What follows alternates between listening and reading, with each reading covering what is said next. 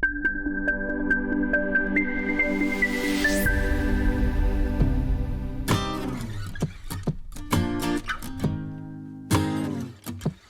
and welcome back to Let's Review It. It's been a couple of weeks and I'm sorry for that, but this past few weeks have been two of the longest weeks of my life. Honestly, this coronavirus is playing havoc with the postal system, topped with a couple of mistakes that I made on the build that set me back a bit of time.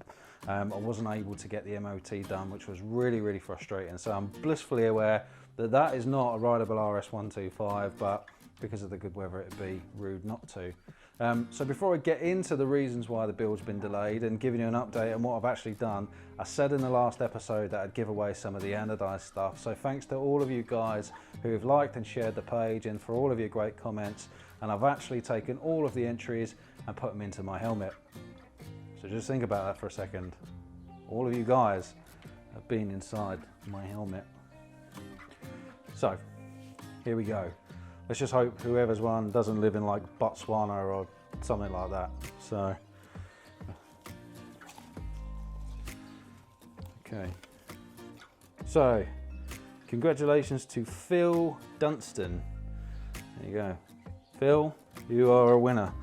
So if you get in touch with me on social media, same way as you did before, and I'll get this stuff out to you. I really hope you don't live in like Antarctica or something like that, because it'll cost me a fortune, but it's going to take about a year to get to you anyway because the postal service is crap. So let's get into the bike build and why it's been delayed right now. So one of the first really stupid mistakes I made with this bike was being impatient. It's exactly the sort of thing that I keep telling everyone not to be, is impatient when you're doing a restoration. So I thought I'll just throw the old bodywork back on and take it down for an MOT, and absolutely forgot the fact that you have to have indicators that flash orange. And of course I've gone and put aftermarket ones on that flash clear, so it's my own fault. I should have put the OEM ones on like people suggested, so now I've had to go out and buy OEM ones at additional cost of about 35 quid. So if anyone wants some clear indicators with the resistors that match, please get in touch, but be warned, you won't get through the bloody MOT. Also, while I've got them in my hand, one little bugbear of mine is that people always put the indicators on upside down. This little notch in the bottom is to release water and condensation, so when you put them on, make sure that it's always facing down. Thank you. So you might remember last time I said the starter motor had absolutely had it, and that was made pretty evident by this sound.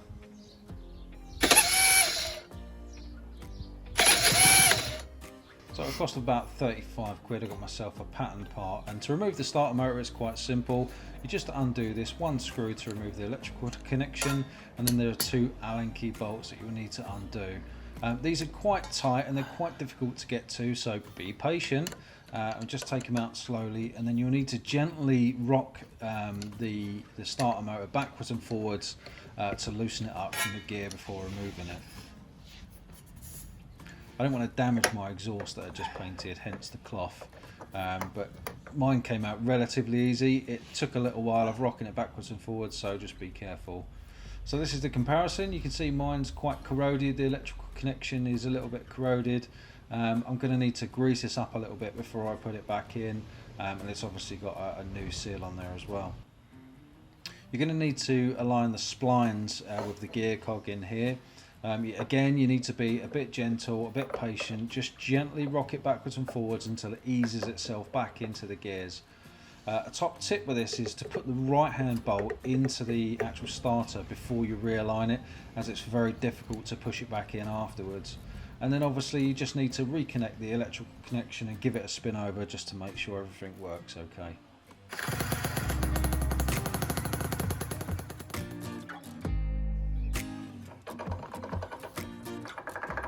This is the death rattle of a chain roller that just needs replacing. So I'm going to show you how to do that. It's a really simple fix.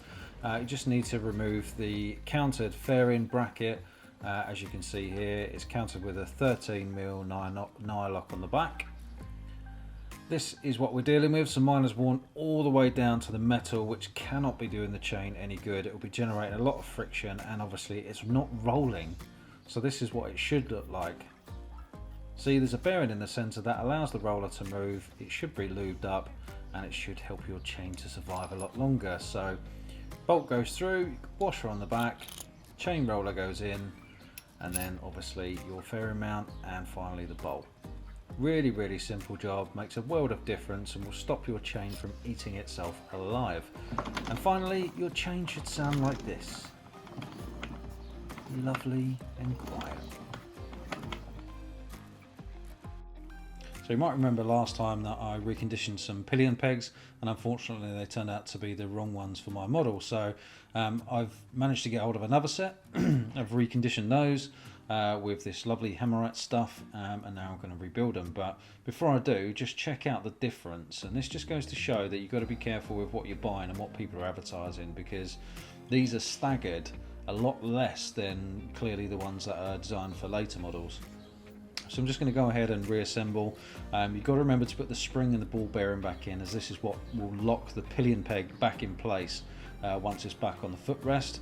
There's a retaining plate with a hole in it. Make sure that goes around the right way, and then the whole assembly needs to be reinserted back into the footrest, pin back through, and then obviously put the circlip back on afterwards.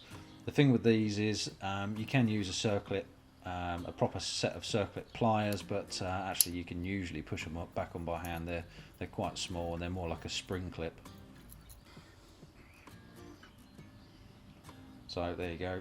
I'm just going to push it back on with my fingers in this case.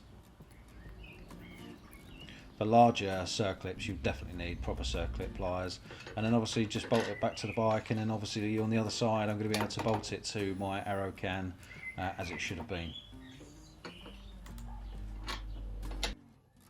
So this is a tap and die kit. There are two types of fixtures. The die kit allows you to cut new threads onto bolts that perhaps you've cross-threaded.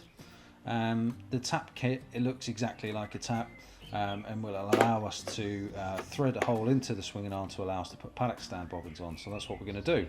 Now I know that my bolts are M8 bolts, but what I need to establish is what the thread size is. So fortunately my kit does come with a measuring gauge, and there you can see it is in fact a 1.25mm thread. So I need an M8 bit that cuts 1.25mm threads, and here we go. Here's the bit.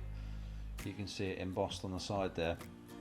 So we're going to start by inserting this into our tap tool, which is really straightforward. You can just see it locks into the tool like so at a right angle, and then you tighten it up using the twist handle on the back here. And then we're going to go ahead and cut our hole, but before we do, we need to put some lubrication into the hole.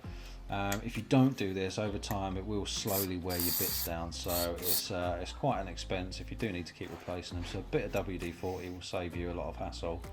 So I'm just going to gently wind it in a few turns to start with. Once I've wound it in and I've started to get a bite, I'm going to wind it back out again so that it allows all the muck and the shards to clear away. Otherwise this will start to score your tool and the hole. And then just keep winding it back in nice and gently until you've got your whole board right through to the other side, at which point you can then give it a bit of blast out with WD-40 and put your new M8 nut in.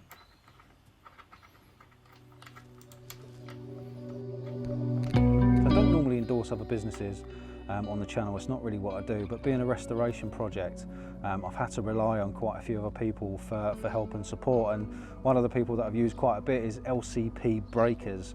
There's a chap on Facebook who's been really good at sorting me out parts, getting them to me quickly for a good price, and as described, and he's actually sorted me out a set of wheels. So thanks very much, buddy, for your support. If you want to check him out, he's on Facebook. I've actually put a link to the description below, so that's LCP Breakers, and he's on Facebook. So right, let's get these wheels on the bike. So I've got my black wheels on the bike. I have to say that the bike is looking absolutely stunning. There are just a few little details that I need to finalise, like a toolkit, and I've got a new hugger to go on, things like that. Also managed to get a set of aftermarket fairing, I don't know what you call them, but like fairing mounts that go into the frame. I tried to get original parts, but I've actually had to get some 3D printed parts from a place called Robin Racing online, which I've had to combine with some of the kind of the pattern parts. But yeah, they don't look too bad, and they're as close to original as I could get. But yeah, just a few little details, and the bike will look absolutely amazing. I've got new bodywork to go on that's going to look absolutely mint. I've got a new set of Michellin tyres to go on, and as I said, get the hugger on, get the bodywork on, get the MOT, and then we're going to do a full ride review as well. So really excited. I hope you've enjoyed this video, even though we've not managed to get a great deal done this month. There will be another video coming, although I can't tell you when it's going to be because it's hugely dependent on all of my bodywork being done. So stay safe, take care, subscribe to the channel, and I'll see you guys soon.